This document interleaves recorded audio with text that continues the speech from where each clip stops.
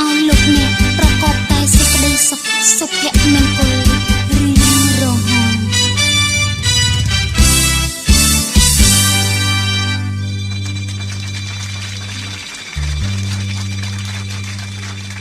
យើងសូមជូនពរថ្លៃថ្លាបវរដល់គូស្វាមីភរិយាថ្មីសុភមង្គលសេរីសួស្តីមួយថ្ងៃរៀបអាពាហ៍ពិពាហ៍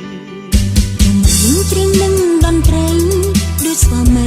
និងភរិយាដូចសូរ្យានិងចន្ទ្រីដូចគង្គានិងមច្ឆាពីមោហានាងខតរិទ្ធបានចារឹកថ្ងៃមង្គលការដល់គូស្វាមីភរិយាไม่ដោដោសូមជួបតែក្តីសុខសាន្តទ្រព្យធនធានមានសាយុធំបទចម្រៀងសូមស្វាគមន៍សូមនឹងពរទាំង5ប្រការអាយុវណ្ណៈសុខៈពលៈបដិពីអ្នកផងណាសូមទេវតាតាមរក្សាធ្នមថែក្នុងមួយជីវិតយ៉ាងនេះល្អពិសេសនោះគឺមានតែថ្ងៃនេះមានពន្លឺស្នេហ៍ពីដូចខែរៀបបូរមីសូមបានត្រជាក់ត្រជុំដូចជាទឹកអង្គបងពុនខ្ចីមានជោគជ័យនៅវិធីជីវិតថ្ងៃនេះយើងបានបំពេញនៅកតបកិច្ចជាកូនកតញ្ញូចំពោះមេត្តាបិតា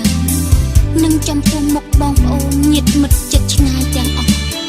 ដែលបានអញ្ជើញមកចូលរួមនិងធ្វើជាសក្ខីភាពក្នុងថ្ងៃអាពាហ៍ពិពាហ៍យើងសូមជូនពរថ្លៃថ្លាបវរដល់គូស្វាមីភរិយាថ្មីសុភមង្គលសិរីសួស្តីមួយថ្ងៃរៀបអាពាហ៍ពិពាហ៍ច្រៀងនឹងតន្ត្រីដូចស្វាមីនិងភរិយាដូចសូរ្យានិងចន្ទ្រីដូចគង្គានិងមច្ឆានៃមោហានាងខតរិទ្ធ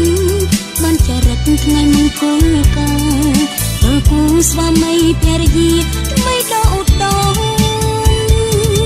សូមជួបតែក្តីសុខសាន្តទ្រព្យធនធានមានសាយុធំ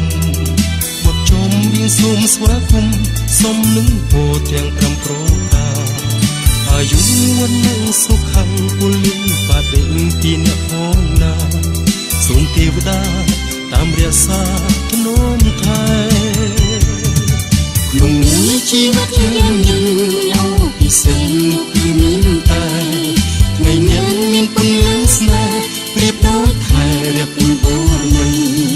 សូមបានត្រជាក់ត្រជុំដូចជាទឹកអង្គបងពុនខ្ចីមានជោគជ័យលើវិធីជីវិតយើងសែនរីករាយយើងច្រៀងអបអរយើងច្រៀងបន្តច្រៀងជូនពរដោយស្មោះផ្លិនចម្រៀងស្វាគមន៍เราព្រមប្រសិទ្ធសូមពរជីវិតក្នុងខាងសង្សារ